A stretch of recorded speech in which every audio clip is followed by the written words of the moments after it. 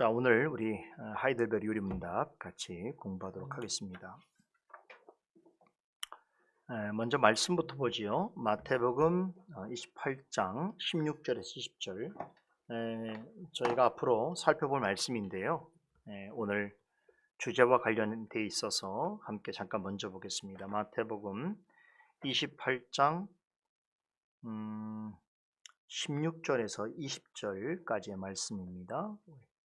한 목소리로 읽어보겠습니다. 11 제자가 갈릴리에 가서 예수의 명하시던 산에 오르러 예수를 배웠고 경배하나 오히려 의심하는 자도 있더라. 예수께서 나와 일러 가라사대 하늘과 땅의 모든 권세를 내게 주셨으니 그러므로 너희는 가서 모든 족속으로 제사를 삼아 아버지와 아들과 성령의 이름으로 세례를 주고 내가 너희에게 분부한 모든 것을 가르쳐 지키게 하라. 볼지어다 내가 세상 끝날까지 너희와 항상 함께 있으리라 하시니라.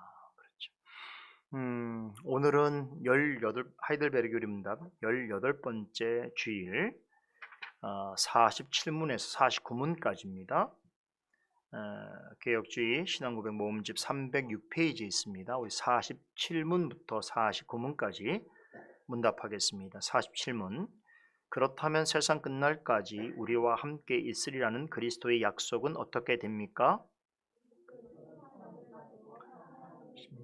그의 인성으로는 더 이상 세상에 계시지 않으나 그의 신성과 위엄과 은혜와 성령으로는 잠시도 우리를 떠나지 않습니다. 48문. 그런데 그리스도의 신성이 있는 곳마다 인성이 있는 것이 아니라면 그리스도의 두 본성이 서로 나뉜다는 것입니까? 결코 그렇지 않습니다. 신성은 아무 것에도 같지 않고 어디서나 계십니다. 그러므로 신성은 그가 취하신 인성을 초월함이 분명하며 그러나 동시에 인성 안에 거하고 인격적으로 결합되어 있습니다. 49문. 그리스도께서 하늘에 오르심은 우리에게 어떤 유익을 줍니까? 첫째, 그리스도는 우리의 대언자로서 하늘에서 우리를 위해 그의 아버지 앞에서 간구하십니다. 둘째, 우리의 몸이 그리스도 안에서 하늘에 있으며 이것은 머리 대신 그리스도께서 그의 지체인 우리를 그에게로 이끌어 올리실 것을 대한 확실한 보증입니다. 셋째, 그리스도는 그 보증으로 그의 성령을 우리에게 보내시며 우리는 성령의 능력으로 말미암아 그리스도께서 하나님 우편에 앉아 계신 위의 것을 구하고 땅의 것을 구하지 않습니다.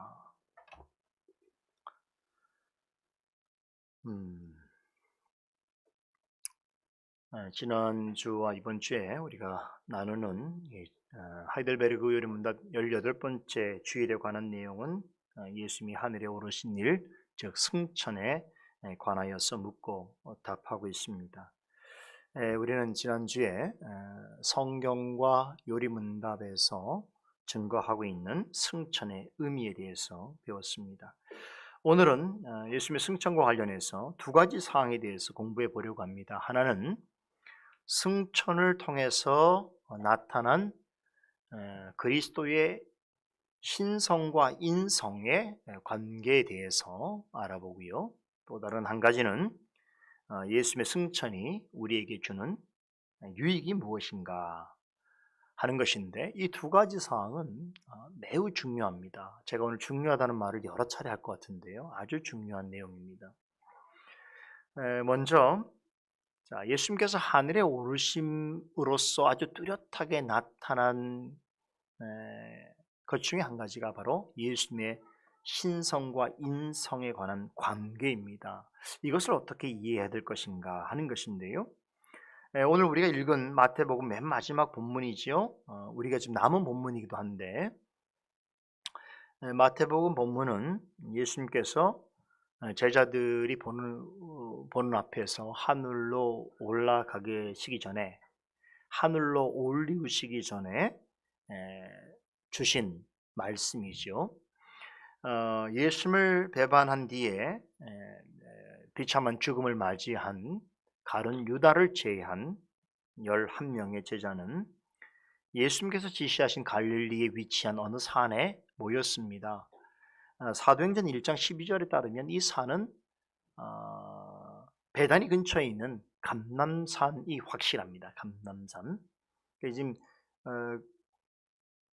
예루살렘에 가면 이 산에 지금 이제 승천교회라고 있다고 하더라고요. 저도 그 사진으로 봤는데 예수님께서 승천하신 장소다 그래서 그 교회 기념하는 교회가 좀 세워져 있다고 하는데요. 예수님께서 승천하시기 전에 이제 예수님이 전하시는 마지막 교훈을 듣기 위해서 모여든 제자들인데 오늘 말씀을 보니까 그들이 다 어떻게 합니까? 예수님을 배웠고 경배를 드렸다고 그랬죠. 당연한 거겠죠. 근데 더 흥미로운 건 뭐냐면 그 다음 내용을 보니까 오히려 의심하는 자도 있더라 이렇게 말씀하는 것으로 보아서 예수님께서 40일 동안 이 땅에서 부활하신 후에 말씀을 가르치고 제자들을 만나 주셨음에도 불구하고 여전히 혼동스러워하는 제자들도 있었던 것 같습니다. 제가 이 부분에 대해서는 이제 남은 마태복음 강설 말씀을 통해서 자세하게 설명을 해드리도록 하겠습니다. 자, 그런데 이제 그러한 제자들 앞에서 이제 마지막으로 하신 그 유명한 말씀을 증거하시지요. 하늘과 땅의 모든 권세를 내게 주셨으니 그러므로 너희는 가서 모든 족속으로 제자를 삼아 아버지와 아들과 성령의 이름으로 세례를 주고 내가 너희에게 분부한 모든 것을 가르쳐 지키게 하라.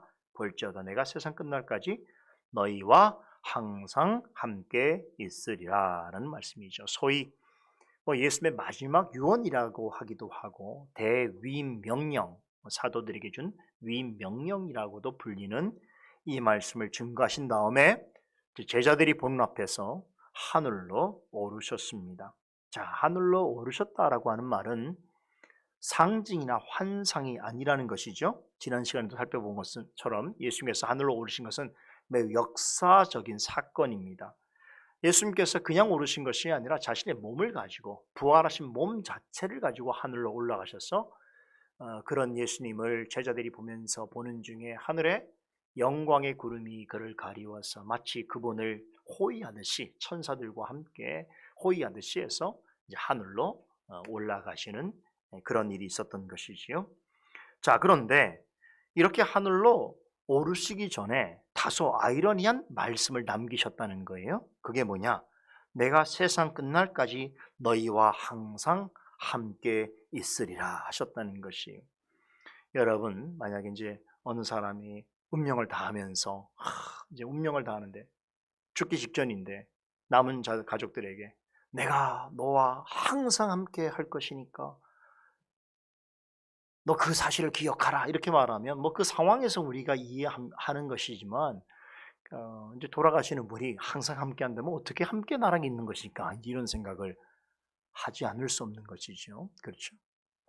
이게 참 아이러니한 거예요. 왜냐하면 제자들에게는 어떤 사명을 맡기시면서 그러니까 너희들이 내 대신 이 일을 해줘야 된다 이런 뜻을 우리가 들릴 수 있는데 그러면서도 내가 너희와 항상 세상 끝날까지 함께 하겠다라고 하는 말씀은 어떤 면에서는 참 좀 무슨 대당하는 다시 말해서 아이러니한 그런 표현이라고도 볼 수 있는 것이죠. 여기서 우리는 중요한 물음을 갖게 되겠지요. 예수님은 세상 끝날까지 우리와 항상 함께 하시겠다고 하시면서 왜 하늘로 올라가셨단 말인가? 자, 제자들이나 우리 편에서 보자면 그냥 세상 끝날까지 함께 하시면 되잖아요. 이렇게 물을 수 있는 거죠. 그냥 세상 끝날까지 부활하신 채로 우리와 함께 하신다면 더 좋은 것이 아니겠는가? 그렇게 하지 않으실 거라면 왜 굳이 세상 끝날까지 너희와 항상 함께 있겠노라고 약속하셨는가? 자, 이렇게 묻는 질문이 뭐 우리는 이제 많은 걸 배우고 알았으니까 쉬운 것처럼 생각하지만 결코 간단치 않다는 거. 우리가 안다는 건 그만큼 수혜자로 있는 거예요. 여러분들이 이런 질문을 던질 때 이제는 그래 그런 질문이 그런 의미지라고 생각하는 건 여러분들이 그만큼 많은 것을 듣고 배우는 자리에 있다는 걸 감사하셔야지. 교만하면 안 돼요. 네. 근데 사실 이 문제는 굉장히 중요한 물음이기도 합니다. 왜 그런가 하면 사실 이 물음을 예수님께서 너희와 항상 함께 하신다고 말씀하시고 하늘로 올라가시게 된 이 상황은 교회 역사에 있어서 굉장히 중요한 신학적 논쟁을 유발하게 한 그런 원인이 되는 내용이기도 합니다. 흔히 그리스도께서 완전한 신성과 완전한 인성을 가지셨다라고 하는 이 교리는 굉장히 중요한 교리죠.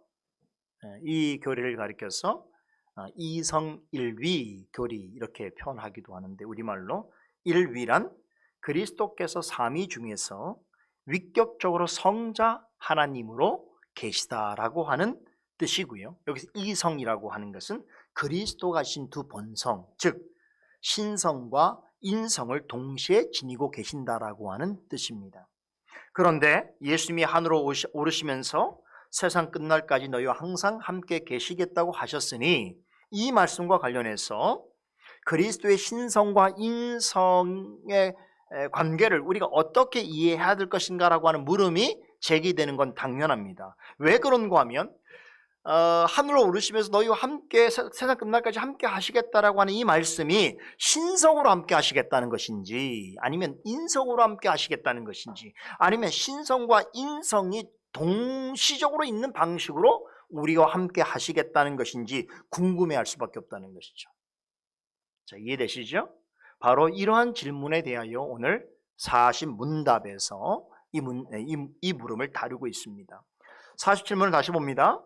예수님이 제자들이 보는 가운데 하늘로 오르셨다고 하니 이렇게 물을 수 있는 거죠. 그렇다면 세상 끝날까지 우리와 함께 있으리라고 하는 그리스도의 약속은 어떻게 됩니까? 라고 묻습니다. 이 질문을 각색하면 이런 뜻이지요. 예수님은 분명히 부활하신 몸을 가지신 채로, 육체를 가진 채로 하늘에 오르셨는데 어떻게 남은 자들과 세상 끝날까지 항상 함께 하신다는 말입니까? 라는 뜻이에요.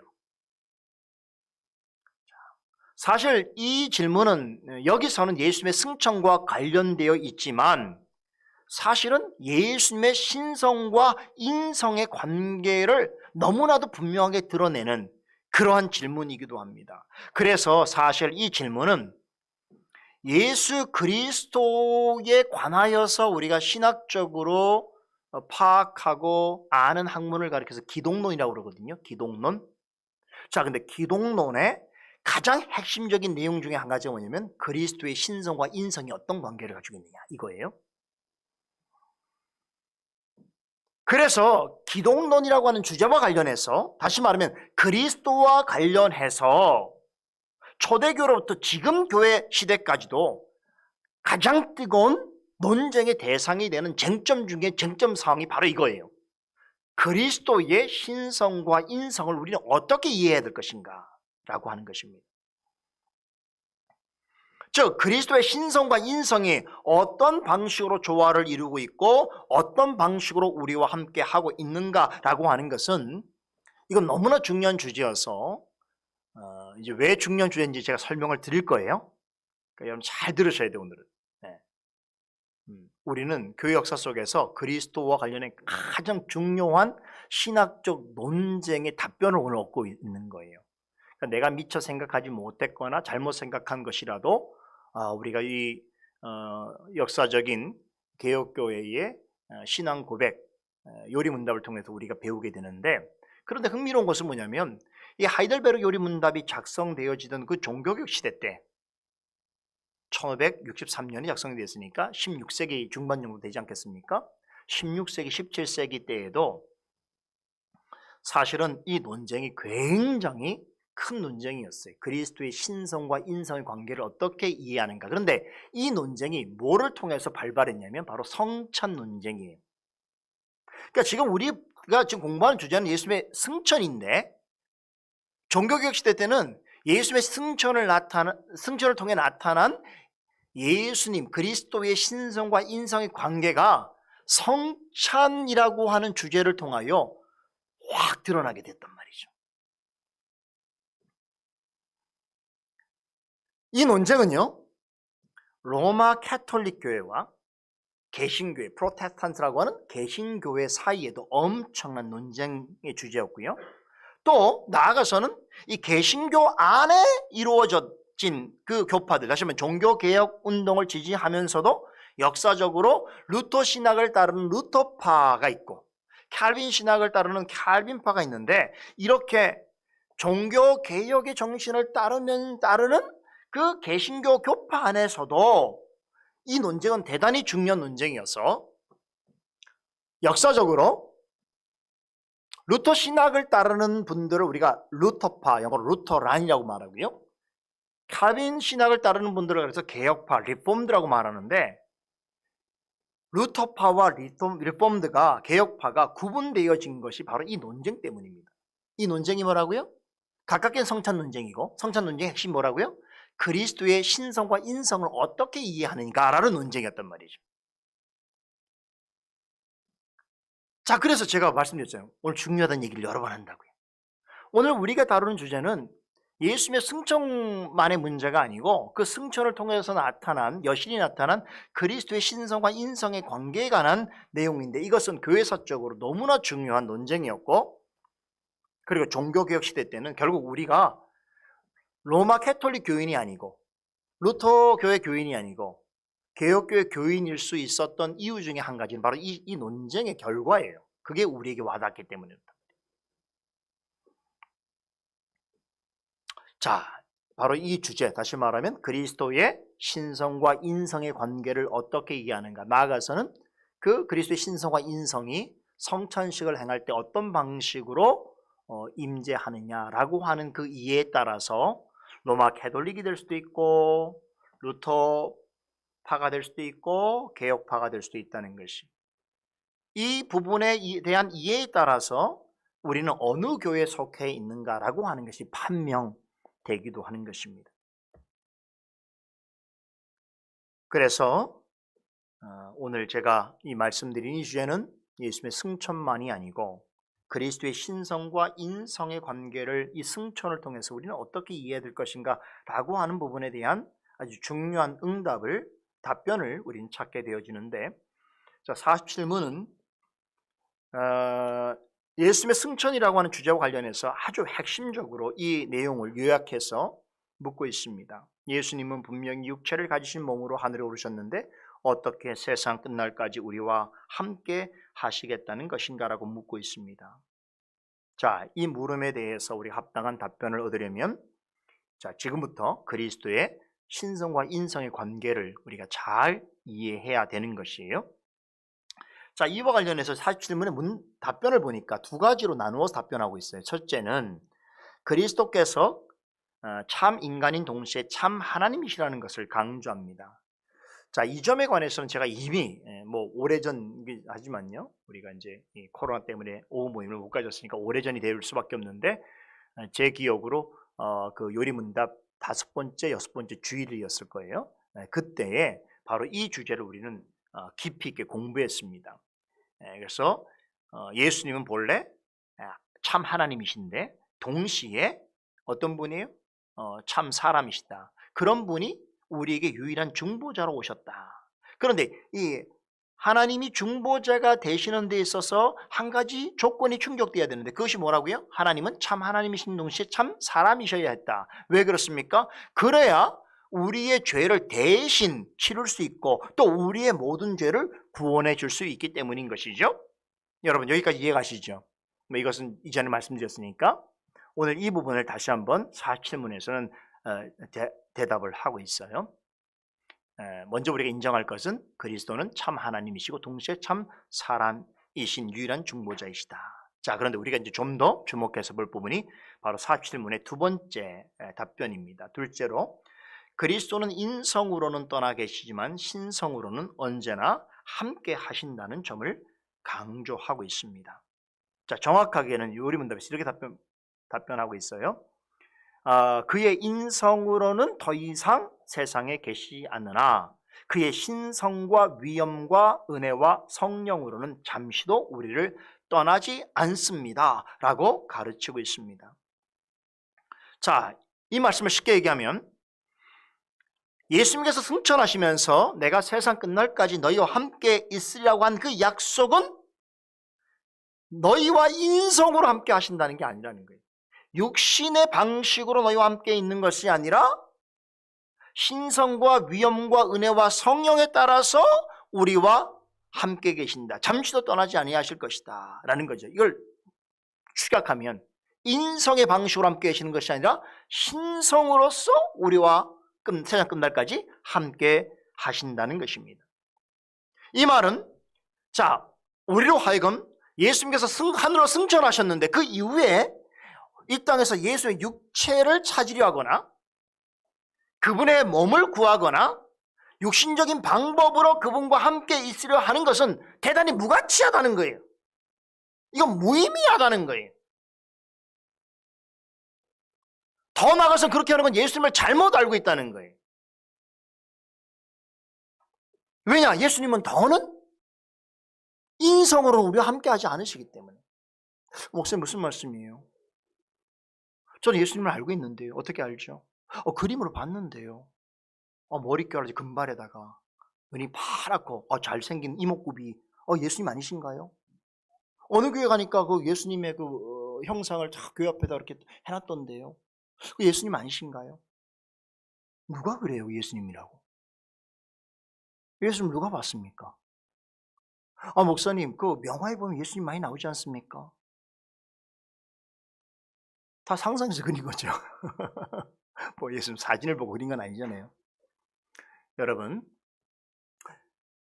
예수님을 표현할 수는 있을 거예요. 어떤 방식으로. 특별히 우리 캘빈주의도 예술적 가치 의미에서는 예수님의 인성을 표현하는 것을 어느 정도 허락합니다.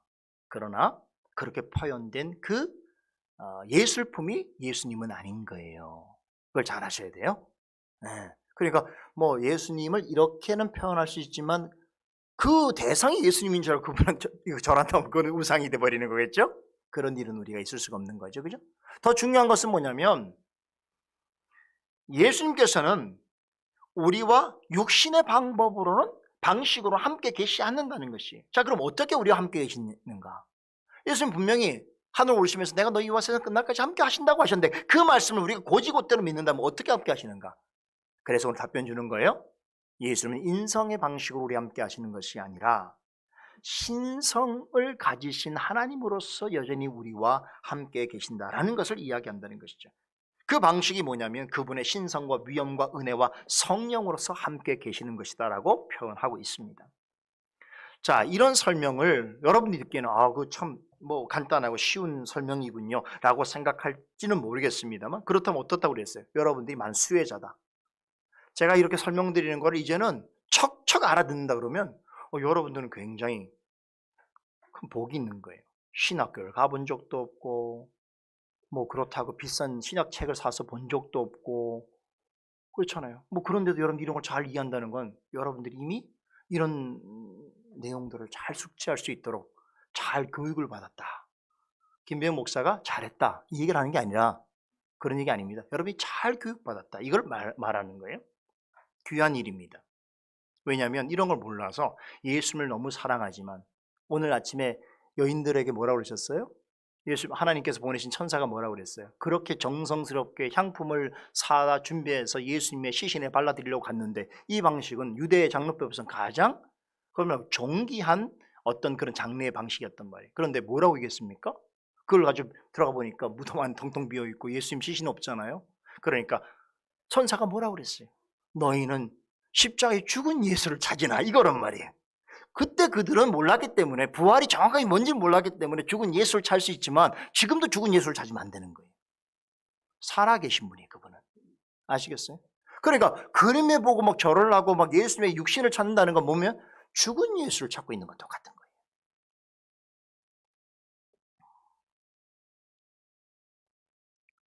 우리가 지난 교회 역사를 돌아보게 되면 아까 말씀드린 대로 엄청나게 중요하고 치열한 논쟁이 이 주제와 관련해서 이루어졌습니다. 말씀드린 대로 종교개혁 시대에 있었던 가장 중요한 논쟁은 바로 성천 논쟁입니다. 하늘로 올라가신 예수님께서 그의 백성과 어떻게 함께 하시는가 하는 것이 성천의 가장 중요한 핵심적인 주제였는데요. 이에 대해서 로마 캐톨릭과 루터 교회는 성천상에 그리스도께서 실제로 함께 계신다라고 하는 주장을 피력했습니다. 여기 같아요. 이 부분에 있어서는 로마 교회나 루터 교회나 지금 우리가 성천식을 행할 때에 특별히 성천을 행할 때의 그 떡과 포도주에 예수님께서 직접 임하신다, 육체로 임하신다라고 하는 그런 주장을 했습니다. 자, 물론 디테일한 부분에서는 좀 차이가 있죠. 로마 교회는 성천상에서 사제가 축성을 할 때, 다시 말하면 사제가 이제 떡을 들고 이것이 그리스도의 몸이니라고 하는 축성이라는 거예요. 이렇게 거룩하게 이야기하면 그 순간 이제 뭐가 되냐면 이건 더 이상 떡이 아닙니다. 이건 물질이 아니에요. 물질로 생각하면 큰일 나요. 예수님의 몸을 우리가 받는 거예요. 그리고 이 포도주를 들고 이것이 그리스도의 피니 그러면 그것은 더 이상 뭐 포도주가 아니에요. 음료가 아니에요. 이것은 그리스도의 피 자체예요. 다시 말하면 사자가 이런 말로 축성을 하게 될 때에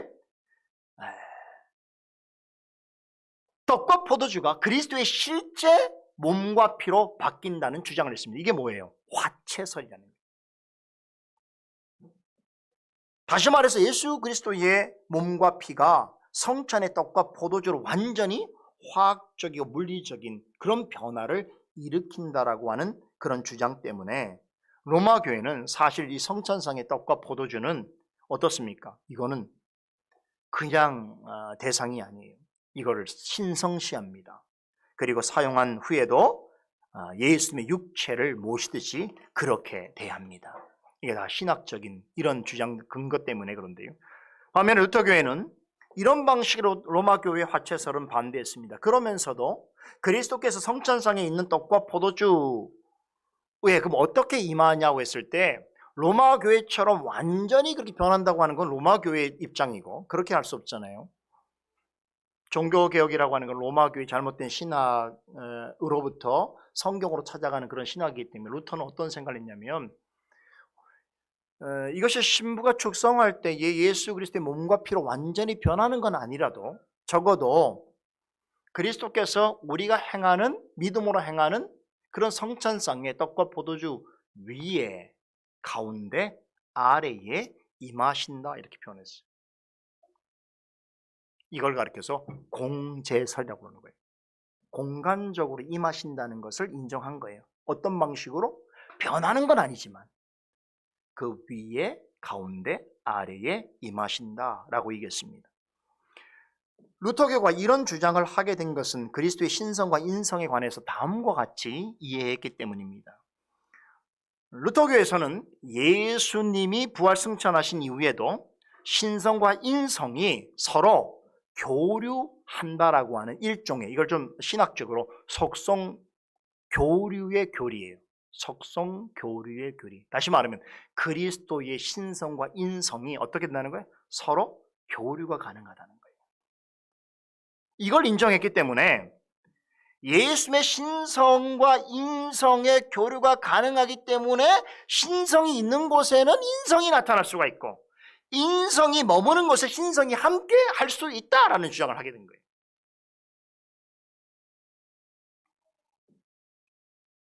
이해되십니까? 그러니까 예수 그리스도의 신성과 인성을 사실 어떤 구별성보다는 혼재하는 방식인데요. 신성이 인성화될 수도 있고 인성이 신성화될 수도 있는 가능성에 문을 열어놨죠. 바로 이 부분에 있어서 칼빈주의 개혁파는 루터주의자들의 견해를 아주 강력하게 반박했습니다. 그래서 여러분 아시는지 모르겠습니다만 1529년 그 독일의 마르부르그라고 하는 곳에서 모였죠.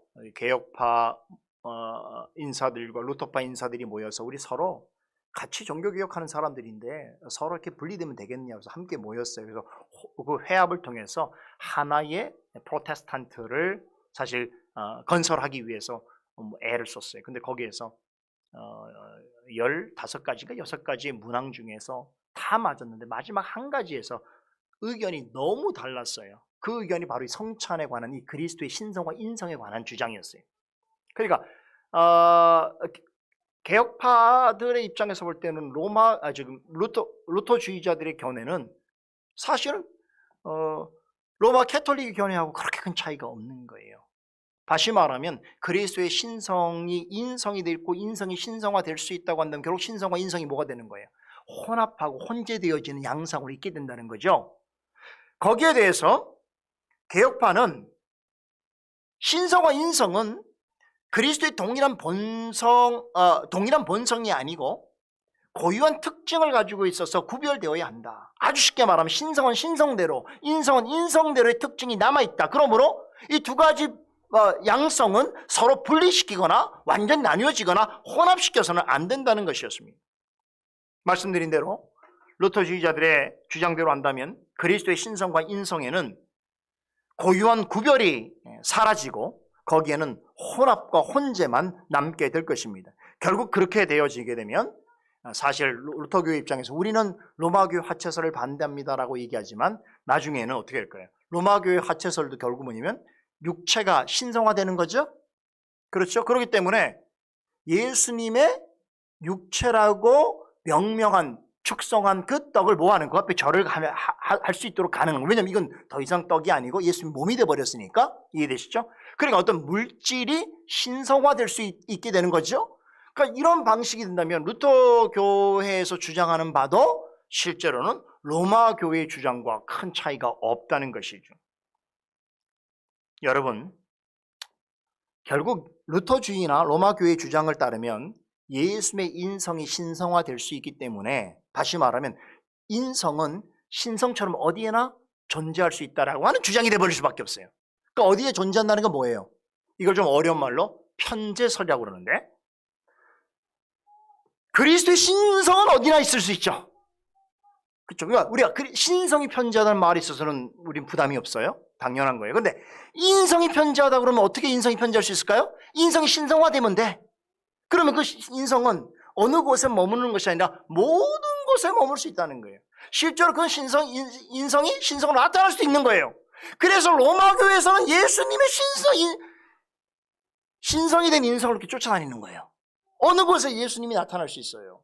왜냐하면 그 인성이 신성화로 나타날 수 있기 때문이죠. 이해되십니까? 그래서 어느 교회에서 어느 또 어떤 교파에서 예수님이 어디에 나타났다, 누가 예수님 어디서 봤다, 예수님의 육신이 그렇다 이렇게 말하는 것은 사실은 예수님의 신성과 인성에 대한 올바른 이해가 아니라는 거예요. 신성은 신성의 고유한 특징이 있고 인성은 인성의 특징이 있다는 것을 전혀 생각하지 못하고 신성과 인성을 혼합시킨 결과라는 거죠. 그럼 만약에 분리시키면 어떻게 돼요? 완전히 이건 초대교회 많이 있었던 이단들인데 완전히 분리시키면 어떻게 됩니까? 잘 보세요. 그리스도는 신성만 있고 인성이 없다 그러면 어떻게 돼요?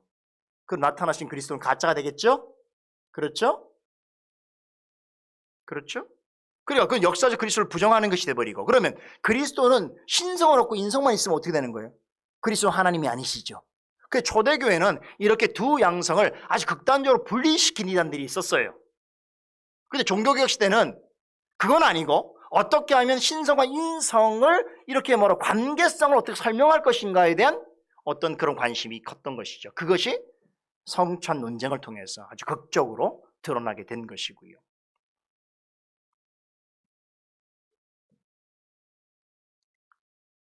자, 그리스도의 양성에 대한 이러한 주장은 사실은 주장과 이해는 초대교회부터 쭉 있어 왔는데 근데 이제 어떤 분들이 이렇게 초대교회 어떤 교부도 그렇게 말하지 않았냐 얘기할 수 있어요. 그러나 그 당시에는 신약 성경이 완전히 정경화 논쟁이 끝나지 않았어요. 여러분 신약 성경이 언제까지 기록됩니까? 마지막 요한계시록이 AD 한 100년 정도로 우리가 보거든요. 그 AD 60년에 정확하게는 한 AD 50년 중반인데 그때부터 신약 성경이 기록이 되어서 100년까지 한 50여 년 정도 사이에 27권이 다 기록됩니다. 근데 문제는 초대교회는 아직 어떤 게 성경인지를 정확하게 몰랐기 때문에 어떤 문서를 성경으로 받아들이냐고 한 논쟁이 무려 300년, 400년 동안 계속 지속이 돼요. 그러다가 395년경에서야 카르타고 종교회의에서 우리가 지금 보고 있는 이 27권 성경이 하나님의 성령이 영감된 성경이라고 교회에서 받아들이게 됩니다. 그래서 오늘 우리가 27권을 받아들이게 된 건데 그럼 그 사이에 있었던 초대교회에서는 아직 신약 성경이 완전히 논의가 되지 않고 정경이 어떤 것을 정경으로 받을지에 대해서 결정되지 않았고 그렇죠? 또 여전히 신학적 교리라든가 어떤 그런 신앙 고백이 체계적으로 갖춰지지 않은 상태였기 때문에 그리스도의 신성과 인성에 관하여서 매우 혼란한 그런 상황일 수 있었다는 거죠. 그런데 그럴 때에 초대교회 사이에서도 그런 의견의 갈등이나 충돌이 있을 수 있었는데 그런 혼란상을 아주 잘 정리해 준 신조가 하나 있어요. 그게 뭐냐면 바로 칼케돈 신조가 아타나시우스 신조예요. 특별히 칼케돈 신조를 보면 이 부분이 핵심적이에요. 그리스도의 신성과 인성을 어떻게 이해해야 될 것인가 그랬는데 칼케톤 신경을 어떻게 정리하는가 하면 한번 보세요. 우리 13페이지 한번 보십시다. 칼케톤 신경을 보니까 제가 좀 읽어볼게요. 두 번째 패러그래프입니다.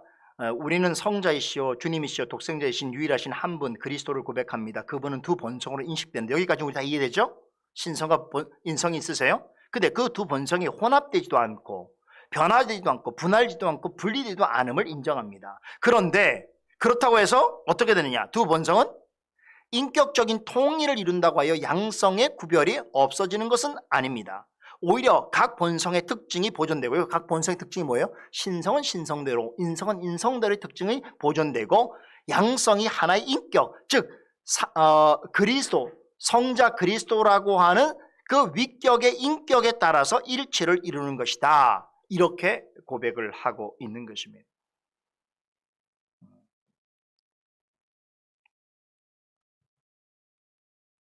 이 주장을 종교개혁 시대에 지금 로마 캐톨릭 교회와 루터 교회에 적용한다면 루터 교회처럼 그리스도의 신성과 인성이 어떻게 돼요? 혼합되어져서 신성이 인성으로 변하는 물리적으로 변하는 그런 일도 안 되는 것이고 또 루터 교회 주장처럼 신성과 인성이 한데 섞이는 것도 잘못이라는 것이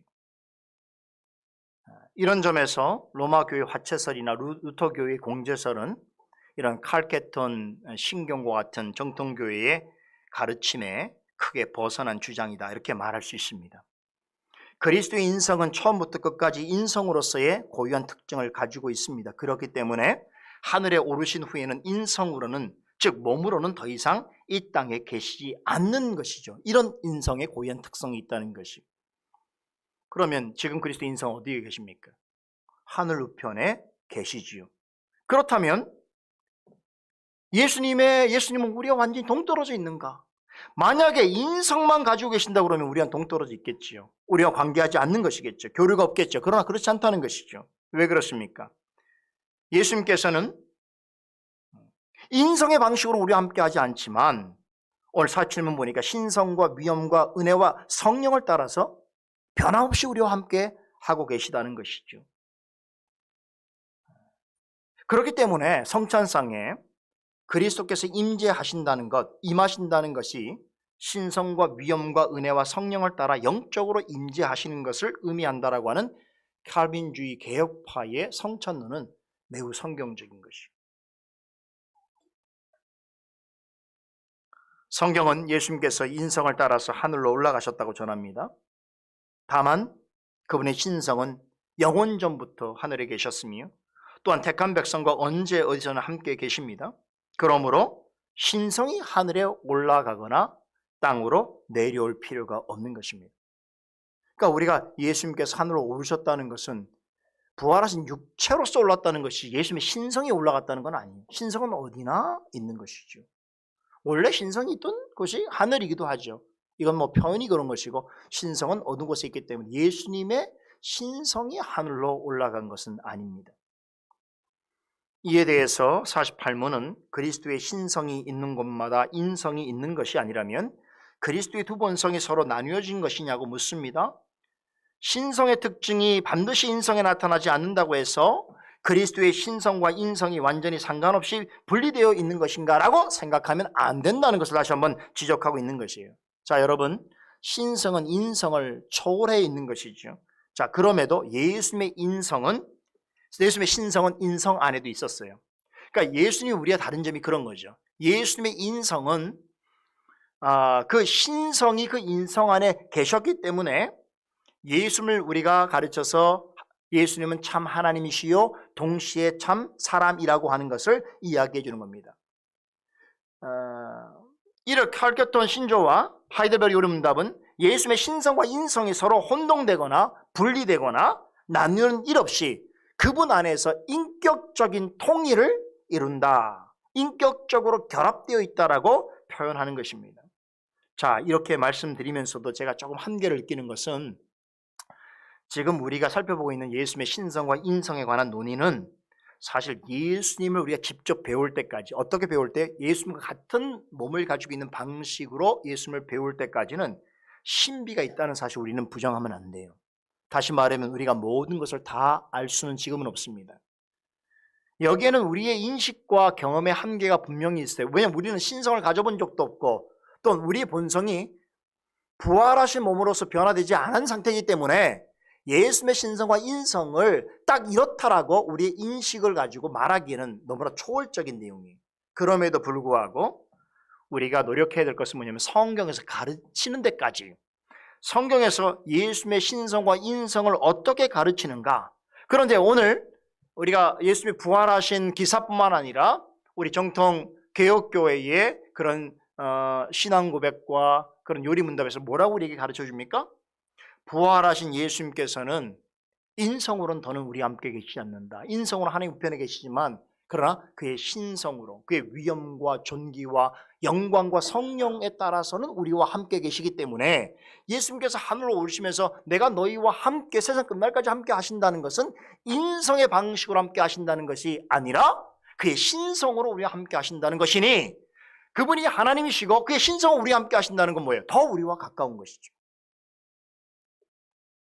그런데 이런 사실을 잘 깨닫지 못하고 예수님의 육신을 자꾸 찾으려고 하고, 어떻게 육신이 있어야 마음이 편하다는 것은 어쩌면 그렇죠. 이스라엘 백성들이 광야에서 송아지상을 만드는 의도가 그 어떤 메커니즘과 똑같은 거예요.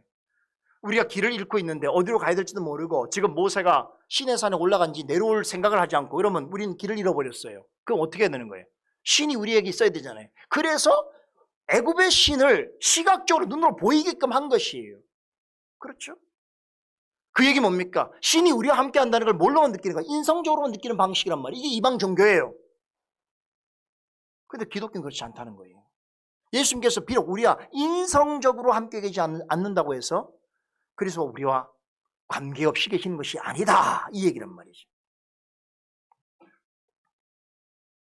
직접 우리가 예수님을 만나볼 수 없더라도 그분의 영이신 성령께서 말씀을 통해서 그에 관해서 알려주시고 깨닫게 해주시는 거죠. 그래서 우리는 더 확실한 말씀, 더 확실한 예언을 통해서 그리스도와 또 함께 할 수 있는 거예요. 근데 이런 데 은혜 받기보다 어떤 사람이 며칠 전에 예수님 만났다고 그러던데 그러면 뭐 귀가 확 이렇게 열리는 거죠.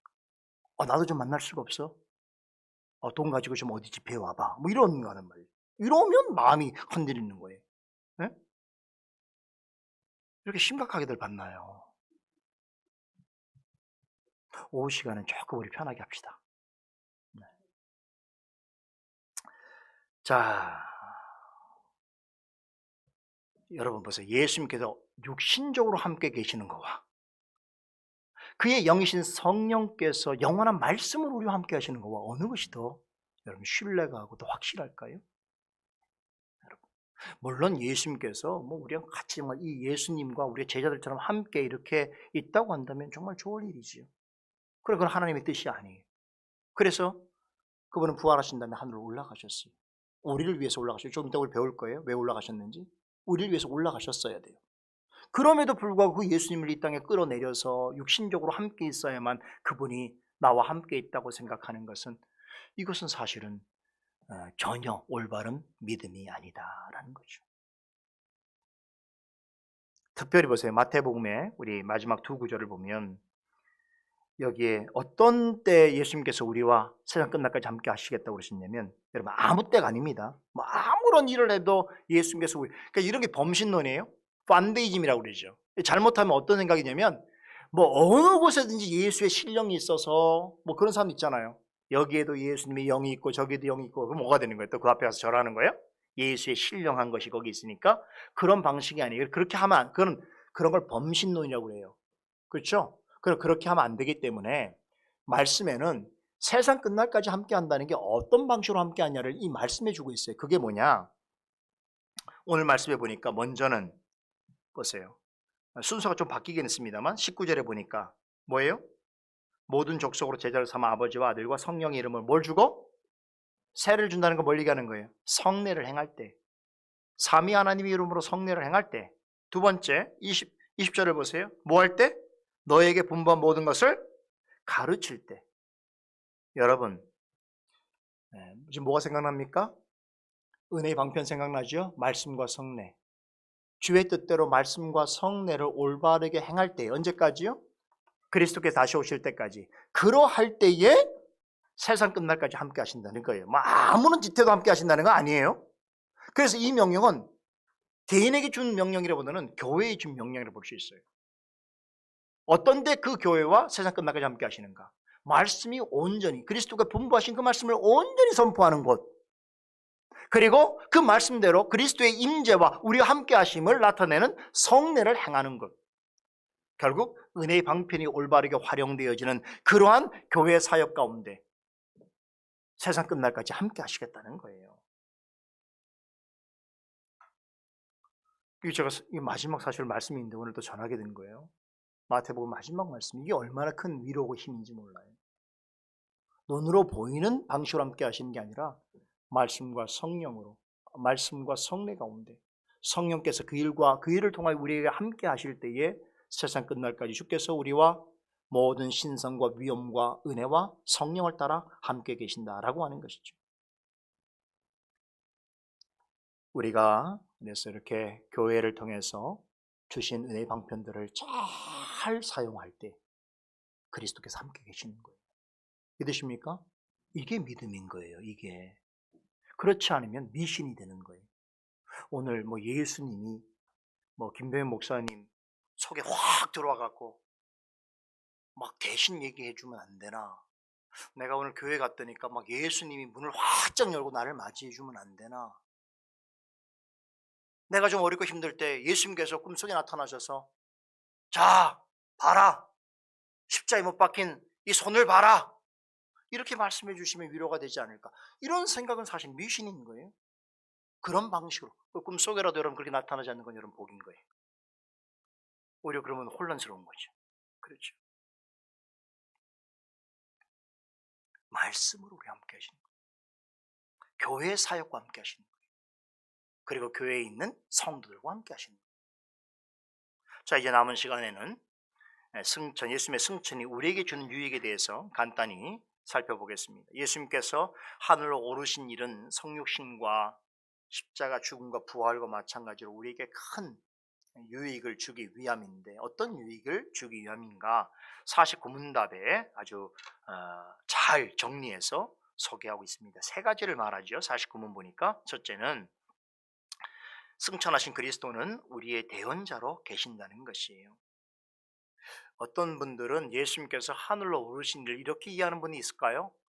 뭐 긴 휴가를 맡았다든가 아니면은 정년퇴임해서 이제 뭐 놀고 먹을 수 있는 그런 쉼과 여유를 가지는 그런 자리인가? 이건 굉장히 인간적이죠. 여러분 예수님께서 하늘에 오르셨다고 그래갖고 뭐 유랑생활 하시거나 뭐 놀고 지내고 그러실 일 없죠. 예수님께서 뭐라고 하셨어요? 아버지도 일하시니 나도 일한다고 그러셨죠. 영원토록 일하시는 거예요. 하나님이 일하신다는 게 얼마나 큰 복인지 몰라요. 하늘에 오르신 후에도 어떤 일을 하시냐면 여전히 대제사장으로서의 사역을 행하고 계십니다. 자, 구약 시대의 대제사장이 행한 일 중에 중요한 일이 뭡니까? 사람의 죄를 사해주는 사죄 제사를 드리는 거죠. 거기에 또 중요한 것이 하나 있습니다. 뭔지 아세요?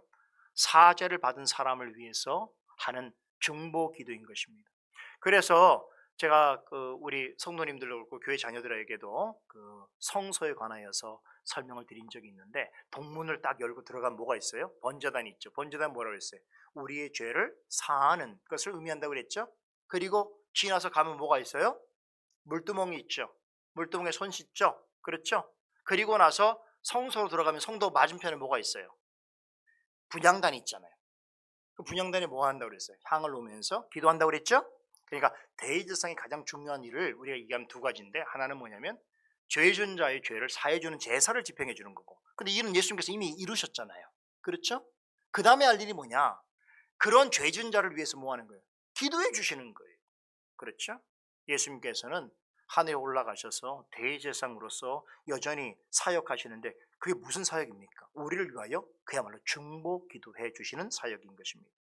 사도 요한은 이러하신 예수님을 가리켜서 요한 1서 2장 1절에 만일 누가 죄를 범하면 아버지 앞에서 우리에게 대언자가 있으니 곧 의로우신 예수 그리스도시니라. 와, 엄청난 말씀이에요. 엄청난 말씀.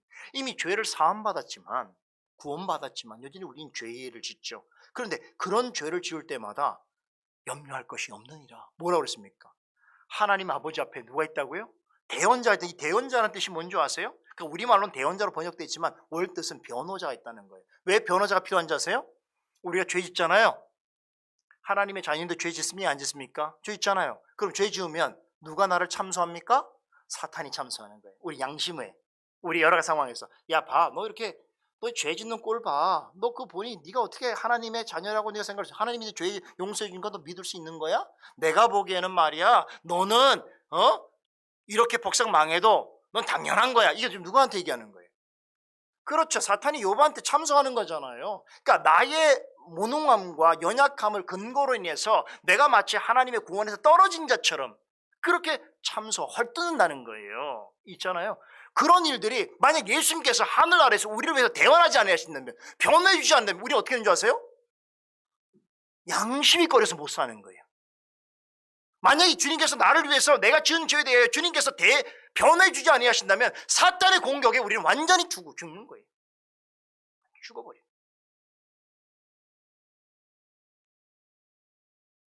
이런 말씀드리니까 은혜가 돼서 또 죄를 지어야 되겠네?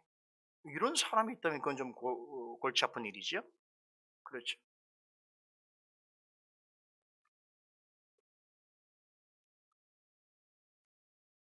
예수님께서는요, 지금도 하늘에서, 하늘 우편에서 이 땅에서 죄와 싸우고 갈등하는 주의 백성들을 돌봐주실 뿐만 아니라 그들을 위해서 하나님 앞에서 변호해 주고 계십니다.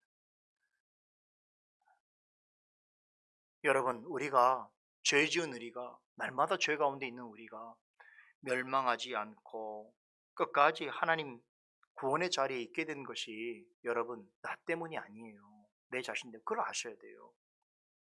내가 죄를 지었지만 해결했으니까 이런 거 아니에요. 근원적으로는 우리의 대언자이신 예수 그리스도께서 우리 편이 되어 주셔서 우리를 위해서 기도해 주시기 때문에. 여러분, 우리의 삶이 나만의 힘으로 되는 게 아니라 나를 위하여 기도하는 자의 그 기도를 하나님께서 응답해 주신다는 게 굉장히 참 귀한 거예요. 제가 신방하면서 어느 가정에게도 그 말씀을 전한 적이 있는데, 요한복음 17장에서 예수님께서는 중보 기도는 대부분 다 남은 제자들을 위해서 하시는 기도란 말이에요. 예수님께서 이제 생애를 마치시고 십자가에 죽게 되실 것을 아시면서 마지막으로 제자들에게 공식적으로 제자들을 위해서 한 기도인데, 그 기도의 내용이 절절하게 다 남은 자들을 위한 거예요. 그런데 하나님께서 그 기도를 기뻐 받아주신다는 거예요. 우린 거기에서 굉장히 중요한 기도의 실천적 원리를 하나 발견합니다. 뭔지 아세요? 하나님은 자신보다 누군가를 위하여 진실하게 하는 기도를 기뻐하신다. 그리고 그 진실한 기도를 통하여 사실 그를 지켜주시는 거예요. 그 응답하시기 때문에. 그러니까 우리 스스로가 내 힘만으로 산다고 생각하면, 내 기도로만 산다고 생각하면 안 돼요. 저는 그걸 뼈저리게 느낍니다. 여러분, 우리 교회를 위해서 기도하는 분들이 얼마나 많습니까? 여러분도 있지만 여러분들 형제, 자매, 부모님들, 또 알게 모르게 지나가는 분들도 교회를 위해서 기도하지 않습니까? 그런 기도를 하나님께서 기뻐 받아주시는 거예요. 그리고 교회를 통해서 이루어주시는 것이. 그래서 우리도 그렇게 기도해야 돼요. 누군가를 위해서. 그렇죠? 같이 기도해야 되는 것이죠.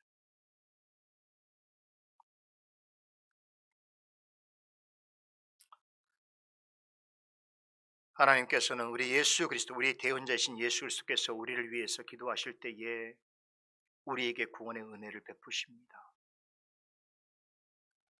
이 사역을 세상 끝난 날까지, 다시 오시는 그날까지 하나님 우편에서 행하고 계신다는 것은 우리에게 참으로 큰 위로와 힘이 되는 것입니다. 둘째, 그리스도의 지체인 우리도 하늘에 있습니다. 49문의 둘째 문답은 그리스도와 우리의 관계를 머리와 지체로 설명하고 있지요.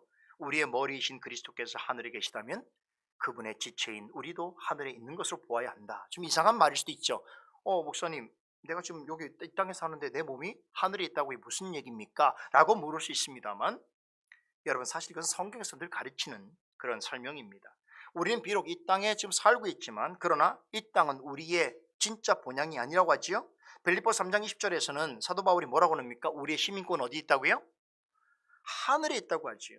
이 말은 이 땅의 삶이 우리의 전부가 아니라는 것을 말해주는 것이. 그래서 고린도후서 5장에 보게 되면 이 땅을 사는 현실을 뭐라고 표현합니까? 언젠가는 무너질 땅에 있는 장막, 장막이 텐트예요. 텐트는 언젠가는 칠 거 아니에요. 접을 거 아닙니까? 그걸 우리의 삶으로 묘사하고 있단 말이죠. 언젠가는 우리가 이 땅의 삶이 정리될 때 있지 않겠습니까? 그죠? 그 삶을 무너질 땅에 있는 장막으로 묘사합니다. 그러면서 성도는 잠시 이 땅에서 머물고 있지만 하늘에 있는 영원한 집이 우리에게 있는 줄 알아 그곳에 들어가기를 간절히 사모해야 된다고 가르칩니다. 그리스도와의 연합이라는 관점에서 볼 때 우리가 그분 안에, 그리스도 안에 있다라고 하는 말은 하늘에 계신 예수 그리스도와 함께 있다라고 하는 말이 되겠지요. 그런 점에서 우리의 진짜 몸은 이 땅에 있는 것이 아니라 예수 그리스도와 더불어 하늘에 있다고 말하더라도 결코 틀린 말은 아니라는 거예요. 우리 육체만을 말하는 건 아니지요. 우리의 시민권이 하늘에 있는 것처럼 장차 우리 몸도 그리스도처럼 영광스러운 부활의 몸을 입고 우리의 본향인 하늘나라에 거하게 될 것을 이야기하는 것입니다. 그런 면에서 예수님의 승천은 이 사실에 대해 무엇보다 확실한 보증이 됩니다. 예수님께서 하늘에 오르신 일은 그분의 지체인 우리와 교회의 진짜 본질은 어디에 있다는 걸 가르쳐주고 있습니까? 땅에 있는 것이 아니다. 하늘에 있는 것이다. 언젠가 우리가 실제로 하늘에 이끌어 올리심으로 영원히 주님과 함께 있을 것을 우리에게 미리 보여주고 있는 그런 확실한 일종의 예고편이기도 한 것이 예수님의 승천이 그런 성격을 가지고 있다는 것이죠. 우리도 예수님처럼 부활하여 영원한 하늘나라에 있게 될 것을 보여준다는 것이죠. 그것이 우리에게 큰 유익이 된다는 것입니다. 셋째, 마지막으로 예수님의 승천이 우리에게 주는 유익은 성령을 보증으로 보내주셨다는 것입니다. 예수님께서는 하늘로 올라가시면서 제자들에게 요한복음 16장 7절에 이렇게 약속하셨어요. 내가 떠나는 것이 너희에게 유익이라. 다시 말하면 육신의 방식으로 너희와 함께 있는 것보다 내가 하늘나라로 떠나는 것이 너희에게 유익인데 내가 떠나가지 않으면 보혜사가 성령께서 너희에게 오시 아니할 것이요 가면 내가 그를 너희에게로 보내니라 라고 말씀하셨어요. 이 약속대로 보혜사 성령을 보내주시고 성령으로 말미암아 당신께서 이 땅에서 이루신 그 모든 일들이 참되다는 것을 우리에게 알려주셨지요. 그래서 요한복음은 예수님이 이 땅에 계시는 동안 이루신 모든 일들이 참되고 진실하고 하나님 뜻에 합당하다는 것을 알려주기 위해서 성령 보내신 확실한 보증이 성령이라는 것을 이야기하는데 그래서 그 성령을 뭐라고 그 닉네임이 있어요. 성령의 닉네임 뭔지 아세요? 예수님이 행하신 모든 것들에 대하여 다 우리에게 알려주시고 그것을 깨닫게 해주시는 영이기 때문에 진리의 영이라고 그러고 진리의 영. 그래서 그 진리의 영이 이 땅에 오셨어. 그리스도께서 보내신 거죠. 오셔서 우리 믿는 자들과 함께 또 우리들 속에 계시면서 어떻게 하십니까? 진리 대신 예수님에 대하여 가르치고 증거하고 또 그와 관련된 말씀들을 기억나게 하고 우리를 진리 가운데로 이끄신다는 것이죠. 뿐만 아니라 성령께서는 말씀을 방편으로 삼아서 세상 끝날까지 주님의 몸된 교회들의 하나님의 자녀들을 불러 모으시고 위로하시고 보호하시는 일을 하십니다. 뿐만 아니라 성령께서는 예수님께서 십자가에 이루신 구속의 모든 은혜를 적절한 때에 나눠주시고 적용시켜 주시기도 하시지요. 바로 그런 이유 때문에 예수님께서 하늘에 오르시면서 성령을 보내치겠다고 하시면서 뭐라고 하셨다고요? 내가 육신으로는 떠나지만 너희들에게 오는 그 성령은 너희에게 큰 유익이라 이렇게 말씀하셨던 것이 49문 답은 예수님께서 그의 보증으로 성령을 우리에게 보내신 특별한 한 가지 유익을 제시하면서 마칩니다. 그것은 성령의 능력으로 말미암아서 그리스도께서 하나님 우편에 앉아 계신 그 위의 것을 우리로 하여금 구하게 하고 땅의 것을 구하지 않게 하신다는 거예요. 여러분, 이게 중요한 사실이 예수 그리스도께서 하늘에 오르셨다라고 하는 것이 우리에게 주는 굉장히 귀한 교훈은 뭐냐? 우리로 하여금 땅만 바라보고 살지 않도록 하셨다는 것이죠. 하늘에 오르셨기 때문에 우리는 하늘을 바라보는 자로 살게 되었다는 것입니다. 하늘을 쳐다본다. 어떤 분들은 오해를 하면 하늘을 바라보고 산다, 하늘을 소망한다는 말이 이 세상에 있던 다 헛된 것이고 아무런 소용이 없고 그냥 내가 당장이라도 천국 가기만을 손꼽아 기다려야 한다, 이런 의미로 예전에 해석하신 분들이 있어요. 근데 실제 또 이렇게 말씀하시는 분이 또 그렇게 살진 않아요. 당장 천국에 가기를 원하십니까? 그러면 또 좀 바쁘고 또 할 일도 많잖아요. 그죠? 맨날 천국을 바란다 하면서 진짜 천국 갈 기회가 되면 막 두려워하고 막 생명 연장하기 위해서 막 뭐 건강하게 막 먹고 막 이러잖아요. 그러잖아요. 그러니까 말이 좀 안 맞는데 이런 의미가 아니라는 거예요. 하늘을 바란다고 하니까 당장 내일 당장, 여러분 중 그런 분 있습니까? 그럼 오늘 인사 좀 하시죠, 마지막으로. 뭐 그런 분 있나요? 아니잖아요.